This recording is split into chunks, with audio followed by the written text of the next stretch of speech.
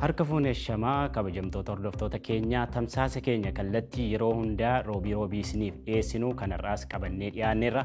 Tamsaasi keenya stuudiyoo muummicha magaalaa Naayiroobiitti argamurraati kan isiniif darbu. Har'as dhimma koronaa vaayirasii irrattidha kan nuti dubbannu. Egaan erga koronaa vaayirasiin bifa weeraraatiin addunyaa mudate kanneen daran miidhaman keessaa tokko dinagdeedha. Keessattuu lammiileen Itoophiyaa addunyaa mararra jiran rakkoo kanaaf daran saaxilamoodha. Har'aa fi keessummaan keenya obbo Tashitaa Tufaa kan ta'an Ameerikaa kutaa biyyaa Minisootaa magaalaa Minneapolis irraa nuuf dhiyaatanii jiru. Obbo Tashitaan qabeenya guddaa nama qabanidha. Keessayyuu dhaabbata konkolaataa MTN Metropolitan Transportation Network qabaachuudhaan nama hedduu hojjisiisu. Marree erga weerara koronaa vaayirasiitii akkam ta'aniiru? Haala maal keessa jiru? Rakkoon isaan mudate maali? Akkamiin immoo dandamataa jiru? Kan jedhu irratti waliin mari'achaa kan isinii waliin turu an Hamzaa Huseenii haga xumura sagantaa keenyaattiin waliin turaa isiniin jenna. Sagantaan keenyaa daqiiqaa 30 eessiyyuu hin deeminaa isiniin jenna. Obbo Tashitaan nuuf argamaniiru. Obbo Tashitaa beellama keenya eeddanii waan nuuf argamtaniif hedduu galatoomaa. Baga nagaan dhuftan. Baga nagaa turte Hamzaa, galatooma. Obbo Tashitaan nuuf dhiyaatanii jiru hordoftoota keenyaa. Egaan obbo Tashitaa wajjin dhimma koronaa vaayirasii irratti waliin mari'ataa turraa keessaa dhiibbaa dinagdee isaanii irratti uume maal akka ta'e akkamiin akka dandamachaa jiran yaada isaanii nuuf qooduuf dhiyaatanii jiru. Isinis immoo gaaffii nuyi asii stuudiyoodhaa dhiyeessinuun cinaatti gaaffii obbo Tashitaaf dhiyeessuu barbaadan nuun ga'uu dandeessu. Nutis dabarsinee gaafannaa. Amma gaaffii ana bira jiruun eegala. Obbo Tashitamee erga weerara koronaa vaayirasiitii haalli akkamii jiruma dhuunfaa keessanirraa eegallaa maatiin akkamii isinoo haala kam keessa jirtu mee gara dinagdeetti darbuu dura? Galatoom Hamzaa, emergensiin kunini guddisee rakkisaatti yaadamnee hin beekamnee namni itti qophaa'ee hin jiru. Nu akkana maatiitti yookiin akka bizinesii duwwatti duun taane biyyi hoomaan ittiin qophoofne oduun beekamne dhufee emerjensii addaati. Asiin duratti biyyoota adda addaatitti biyya hundattuu waan ta'ee beenne waan ta'ee fi mootummaanis ta'ee koominiitiinis ta'ee faamiliin bakki dalagaa hundinuu akka haarawaatitti argee inni akka haarawaatitti argee wanti kun akka haarawaatitti itti dhufee jedhee jala attamitti irraa dandamanna akka jedhu rakkinna gurguddaa ture eenyullee waan hin beeknee fi akkuma guyyaan bolaa dhufeen akkuma torbaan darbaa dhufeen akkuma rakkinni badhataa dhufeen namni rakkina kana irraa baay'ee barata'aatii dhufe jechuu barbaada. Hayyee isin amma dinagdee guddaadha kan sochoostanii konkolaattota hedduu ramaduudhaan manneen barnootaatti daa'imman geessuu nama hedduullee qacarsiistaniiti kan hojjettanii. Konkolaattonni keessan manatti galammoo hojjettoonni keessan manatti galammoo dhiibbaan koronaa vaayirasiin isinirraan ga'e maali mee kanarraa nuuf qooda? Dhugumaan dhiibbaan vaayirasiin kun ga'een baay'ee guddaa. Fakkeenya jechuu fi siitii baasii magaalota adda addaa irra deemaati hojjetu mana barnootaa deemu duwwaa osoo hin taane ka magaalaa uummata magaalaa gara magaalaa dabarsu qabna. Isa completely cufuun nurra jiraate wanti cufuun nurra jiraatee fi namoonni ni kenna hojjetoonni kenna akkuma baay'aatiin nama transportii godhaniin rakkinna argataa dhufanii haga nama afurii vaayirasii kanaan affektii ta'anii turanii. Kuni kanaaf jennee bizinesii san completely cufne taanii achitti manni barnootaa wanna cufamee fi kunini wanna biyya keessatti ta'e waan ta'eef haga manni barnootaa cufamee namoonni hundinuu gara mana isaanii galanii mana isaaniitti akka eeguu danda'an bakka hojjaa ammoo namni limited number nama lakkoofsaan baay'ee xiqqaa ta'anii namoota hennaa emergency jiraachuu qaban manaajimentiin duwwaan bakka hojjaatitti argamaati. Guyya guyyaan eeggannoo barbaachisaa ta'e godhaati. Sarvaayivalii irra jira jechuudha. Ammoo manni barnootaa kana hinnaa jedhamu communitiin servisii kenninuu fi baay'ee badhaa magaalota adda addaatii fakkeenyaaf gara bakka afurii irraa magaalota afurii irraa dispaachii goonaa kunniin hundinuu namoonni tokko tokko akkuma maatii isaaniitiin horbaata mana barnootaatitti ijoollee mana barnootaatitti horbaata isaanii nyaatantu ture.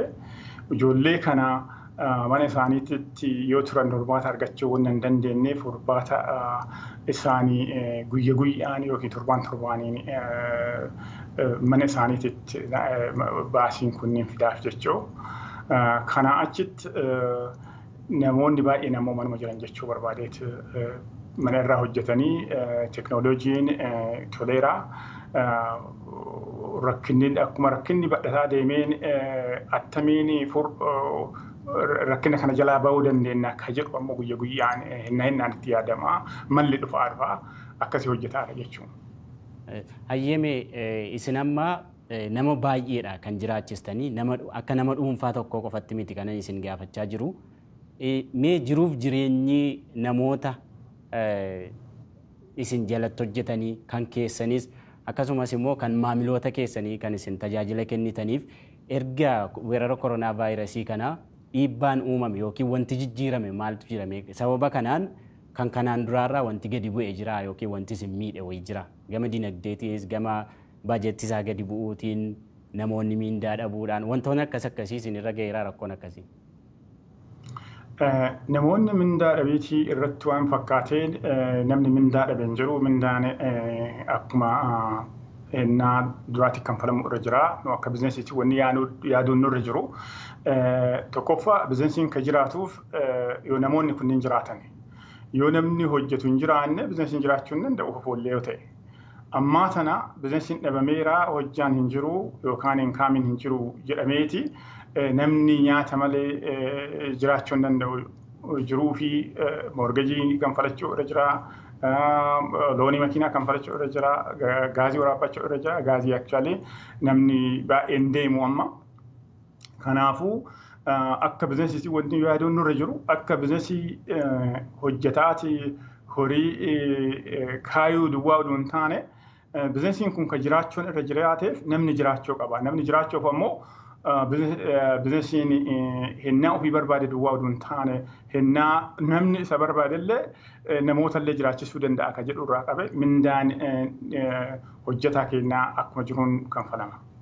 Hayyee obbo Tashitaa mee dhaabbati keessan MTN Metropolitan Transportation Network kun dhaabbata salphaa miti konkolaattota hedduu akka qabullee namoota hedduu qacaree akka hojjisiisaa ture maqaa gaariillee akka horattan wantoota garaagaraarraa argaa turree miidiyaaleen garaagaraas gabaasaa turanii mee seenaa isaarraa gabaabsaatii haga tokko nuu qoodame akkamittiin eegalee yaadi kun akkamiin isiniif dhufee akkamitti milkooftanii kana eegaluu dandeessanii kaayyoon isaa maalii eessarraa dhufee eenyu fa'aa hojjisiisaa lammiilee Itoophiyaa qofa moo lammiilee biyyoota garaagaraatu keessa hojjetaa haala waliigalaa kubbaaniyyaa keessanii kana nutti himame. Kubbaaniyaan namoonni kubbaaniyaa hojjetan ana irraa qabeet namoota biyya adda addaa namaa fi adda fooyamuun hin danda'amu. Discrimination waan jedhamu waan akka wanna beektuu fi discriminatii godhamuu hin dandeenyu. Namni bakka hundaa bakka adda addaatii dhufutu hojjeta. Namni baay'ee namoota biyya kanaati. Oromoonni illee jiru, namoonni Itoophiyaa jiru, namoonni akkuma biizinesii kaawwanii nama hundaayyuu banaa jechuudha. Namni biizinesii kana hojjetu. Akkamiin maali kaayoon isaa ka jedhu kaayoon biizinesii kanaa akkuma biizinesii kaawwanii guddachoo badhachoo deebee namni akka of gargaaru godhu nama gargaaru ka hojjaan qabaanne akka inni hojjetteeti jiraachuu danda'u godhu kaayoon isaa ufafotti akkuma yoo Pepsi company yookaan akka Boeing yookaan akka Delta Airlines innillee guddina ufafotti jabaataati guddataati of duplikeetii gochuu barbaada jechuudha. Hayyee dhaggeeffattoota keenya ammas gaaffii keessan nuuf dhiyeessuu dandeessu ammas dhaggeeffattoota keenya gaaffii yoo nu dhiyeessitan nutis obbo Tashitaa dabarsinee gaafannaa kan irratti mari'ataa jirru dhiibbaa weerarri koronaa vaayirasii dinagdee isaanii irratti uume kan isaanii qofa otoo hin taane kan namoota hedduu isaan waliin hojjetanii irratti maal isaan miidhee akkamiin immoo dandamachaa jiru akkamiin jiraachaa jiru gara fuulduraatti akkamitti jalaa ba'u kan jedhu irrattidha kan mari'achaa jirru isinis gaaffii keessan isaaniif dhiyeessuu dandeessu. Gaaffiin kan biraa obbo Tashitamee tajaajila isin kennitan kanaan itti quufiinsi namoota akkam tureme MTN erga eegaltanii tajaajila kennitaniin namoonni itti quufaniiru kanaan wal qabatee beekamtiin argattan jira.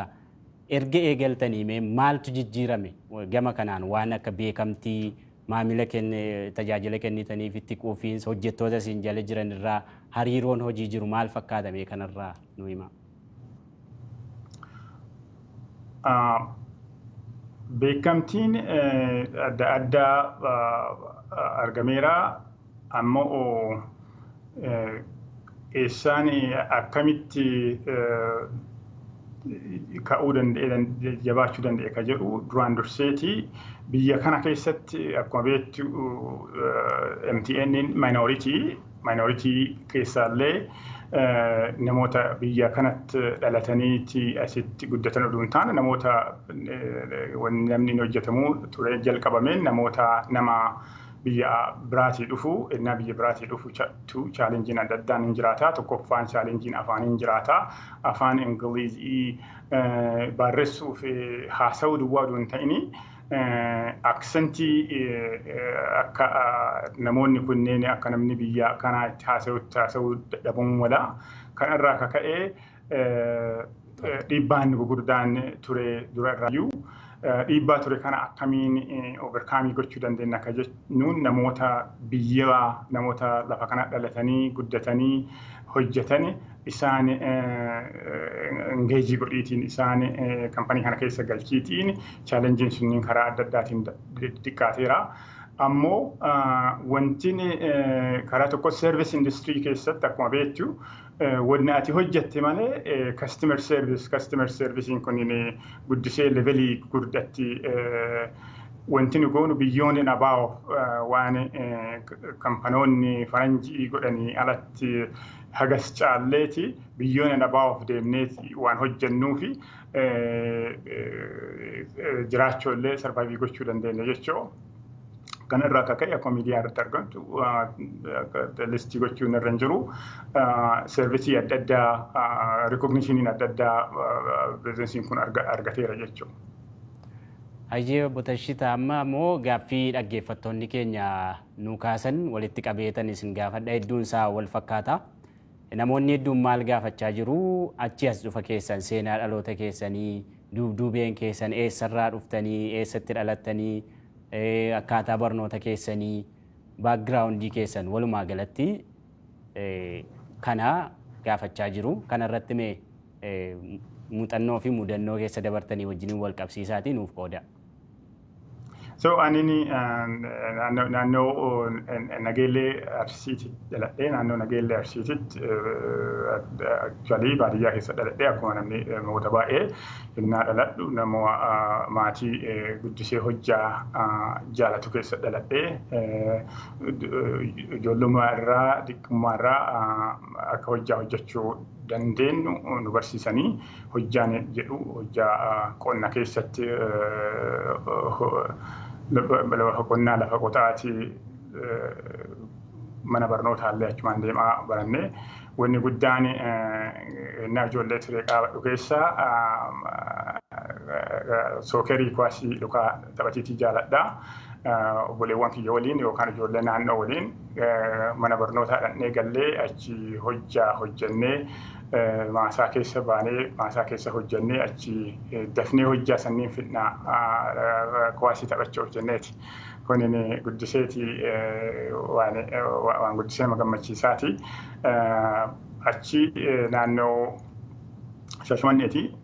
Shaashmannee haayiskuulii achi baradhee achi ka'eeti biyya Zimbaabuweetitti yuunivarsiitii waggaa 4 baradhee achi deebi'ee naannoo waggaa tokko lamaaf naannoo biyya keenya keessatti akka barsiisaatti hojjedheera haayiskuulii Akaaqii Adventistiif Finfinnee keessatti Yemen Arab Community School markaatoo kan jiru achi hojjetaa ture.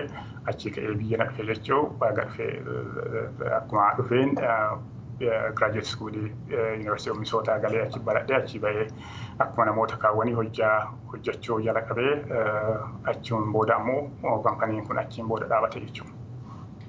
Hayyeegaa kan biraasii gaaffiin itti dabaluu barbaadu maaloodha. Isin amma dinagdee irrattidha kan hojjetaa jirtanii dinagdeedhaan akka milkooftanidha seenaan keessanis kan nutti maartanis kan mul'isu. Barnootaan immoo ikoonoomii barattaniitu moo baakgiraawundiin keessan barnooti keessan maaltu kanarraan isin ga'ee barnoota keessantu isin fayyade moo akkamittiin gara kanatti seenuu dandeessan gara dinagdeetti deebi'ees immoo gosi barnoota keessanii maal ture maal barattanii sadarkaan isaas akkam kanas nuu dabala. Anini nannaa baay'ee barnootaan namni waa baratee digirii baay'ee powerful degree qabaatee fi waan tokko hojjeta jechuu amanu haa ta'uuti anini hojjana manni anini diplomaasii kan baradhe actually diplomaatii ta'uu barbaade masters degree diplomaasii qabaadha international relation diplomacy political science kan baradhe nama very active politician politically active ture ammas taanaan I'm not ignorant. Garuu politikaan biyya keenyaa kunin opportunity guddaa nama opportunity biyya keenyatti opportunity uumaa waan hin qabne irraa ka'e political participationiin hojjetteeti kariyerii politikaatiin deemuun xiqqoo rakkisaa ture. Achi wanni hennaa baay'ee bizinesii hin hojjechuu wanna degree businessii anini koorsii single business koorsii kolleejittillee graduate schoolittillee hin baranne hennaa baay'ee kana jechuu barbaada. Businessii barataniif businessii hojjetanii wanna mataa namaa keessa jiru oduuwwamaan barannellee hojjechuu hin danda'ama. Enerjii fedhii mataan namoota keessa jirutu waan san oofa malee degree mana barnootaa barataniiti natti hin fakkaanne. Diplomaasiin wanni an baradhe namoonni baay'een diplomaasiin biizinasiin waliin hin deemu kompiliitii waa addaati laaluu mala. Ammoo guddisee barnoonni guddaan hojjedhu persentiin 60 bargaining negotiationiif bargaining kun diplomaasii hojjaa diplomaasiiti. Hennaa tokko state department illee hojjechuuf ture biyya kanatti ammoo rakkoon citizenii biyya kanaa waan turree fi opportunity san arganne achiin booda kun dhufe ammoo wanti namoota amma si dhagaaniif jechuu barbaadu degree Ivy League schoolitti baratanii fi biizinasii hojjechuu yookiin waan gugurdaa hojjechuu hin danda'anii. Diplomaasiin guddaan anini graduate schoolii biyya faranjiitti baradhe caalaadha. Diplomaasii dur magaalaa Kuyyara jedhamtu Shaashmanni aantee magaalaa xiqqoo Kuyyara jedhamti gabaa naannoo turte. Gabaa sanitti hennaa kafana surree yookaan shamizii bitannu warroota guraaga'ee baay'ee admaayirii godha nama guraaga'ee maafi hojjaa guddisanii waan jaalataniif hojjaa irratti hojjaa waan hin diqqeessinee fi isaan irraa hennaa bitannu dhaniitii wanna birrii lamaan si gurguruu barbaadanii birrii 17 siin jedhan yookiin birrii 20 siin jedhan. Atini nama birrii 20 jedhanii si gaafatanii atta gootee birrii lamaan birrii 3 kennitaa fi so birrii 12 fa kennitaaf jechuudha. 12 fa yoo kennitee fi si didanii dhiiftee biraa deemtaa duuba garagaltee naa jedhanii si kadhatanii deemaniiti yoo ati diduuf taate ammoo fuula si darbanii si bichisiisan ture. Diplomaasiin guddaan an jireenya kiyya keessatti baradhe bargaining negotiationii fancy course graduate school baradhe caalaadha. gabaa kuyyalaa keessa baradheetu naa caala jedheeti amana. Ayyoo boottashitamee dhumarratti mee dhaamsa dargaggootaaf akkasumas immoo hawaasa bal'aadhaaf dabarsitan yoo qabaattan mee? Dhaamsi dargaggootaaf an qabu I think kennaa kana keessatti wanti martinuu jijjiiramaa dhufeera. Ani amma akka kennaa ani ijoollee tureetti taasisuu hin danda'u biyyillee kennaanillee wanti hundinuu jijjiirameera. Haa ta'u ammoo wanti an argaaru dhugama dargaggoonadhaa sooshaal miidiyaa irra kennaa baay'ee akka balleessan argaara. Sooshaal miidiyaan waan gaarii illee qaba, waan gaarii baay'ee qaba jechuudha. Waan gaarii qabaatiitti waan badaallee waan baay'ee qaba. Waan badaa qabu irratti waan salphaa waan xixiqqaa irra ta'e irratti kennaa ofii balleessaati jechuu argaan jiru. Deebi'ee ammoo warri diinonni keenya wanti nu barsiisanii hojjaa akka tuffannu nu barsiisanii.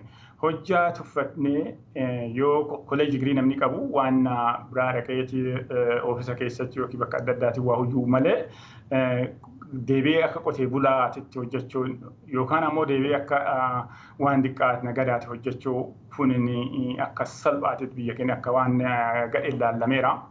Laallamaa tureera ammallee laallamaa. Dargaggoo wanti an gorsu kennaa keessan hojjaa irra balleessaa waan hojjaa hojjetamuu danda'u. Wannuma hojjechuu dandeettan yoo mootummaan hojjaa kennuu hin dandeenye yoo warri biizinasii nama qaxaruu hin dandeenye magaala keessa baadiyyaa keessa hojjechuu danda'u mana keessa hojjechuu danda'u kennaa haasaa irratti balleessuu dhabu sooshaal miidiyaa irra kennaa balleessuu dhabu mana barnootaa irratti waan kwaalitii barachuu barnoota kwaalitii barachuu by the way barnoonni addaa akka innaa an baradhee blaakboordii irratti katabanii nootti fudhatanii achi banii isa shamaddadanii achi maatirikiif qophaa'an ni miti. Waan hunda irraa baratamuu danda'ama. Waan baay'ee irraa baratamuu danda'ama. Wanti arginu hundinuu waan irraa barannu ammoo waan kan irraa akkamitti advaanteejii guddaa fudhannee kaanee itti gargaaramuu dandeenya. Akkamitti wanna politikaa le hojjetaati politikaan waan bada jechuu kiyyaa miti. Karaa irra deemuun akkamitti hafuu danda'a nama baay'ee karaa irra argita. Keessattuu namni biyya alaati wennaa tokko hin maalala namni akka ta'e karaa irratti akkana argama. Maaliif nama karaa irra akkana deemuu irra jiraataa ka'e dhugama hojjaa waan hin qabnee fi nu galuu hin danda'u ta'a. Haa ta'u ammoo hinnaa san attamitti moorra baanee kaaneeti hinnaa keenyatti gargaaramuu dandeenya. Hinnaa keenya kana akkamitti gara waan qajeelaatti dabarsuu dandeenya. Dhuga rakkinni biyya keessa jiru biyya hojjaan hin jiru. Mootummaan opportunitii nama hin kennu. Biizinasiin baay'een illee hin jiranii. Ammoo warri biizinasii illee raanii godhu dhaamsi kiyya. Yoo uummanni hin jiraanne biizinasiin hin jiru. Yoo biyyi hin jiraanne hojjaan hin jiru. Kanaafuu biyyi faranjii kunniin akka itti guddatuuni warroota qabeenya qabu kanatu community guddisaa, biyya guddisaa, university kabanu isaanii, kolleejii kabanu isaanii, community centerii banu isaanii, sport centerii kabanu isaanii, library kabanu isaanii, qabeenya kanaan warri qabeenya qabdan horii kiisii kaayachuu duwwaa oduu hin taane, baankii kaayuu duwwaa oduu hin taane, horiin baankii qajeela kaayamu horii ummata irratti investii ta'e waan ta'eef biyya keenyaaf community keenyaaf ummata keenya irratti investii gochuu akka dandeenyu. Myself included anillee isinii himuu duwwaa oduu hin taane.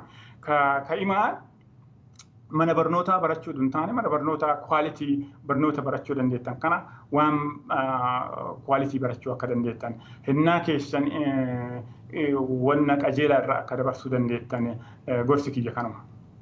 Hayyee obbo Tashitaa Tufaa Minisoota magaalaa Minneapolis irraa nuuf argamtanii yaada bal'aa nu biraan geessaniif maqaa hordoftoota BBC Afaan Oromootiin hedduun isin galateeffadha. Nagaan tura. Ulfaadhu Hamzaa. Nagaan tura. Nagaatti. Hayyee dhaggeeffattoota keenya marii keenya har'aaf kan jenne asumarratti xumurree jirra. dhimma dhiibbaa koronaa vaayirasii irratti obbo Tashitaa Tufaa wajjiniin mari'achaa turre yaada bal'aa nu biraan ga'aniiru hedduu isaan galateeffannaa. Torban akkasuma qabiyyee biraa fi keessummaa biraa qabannee isiniif dhiyaanna. Hagasiifuu nagaan tura.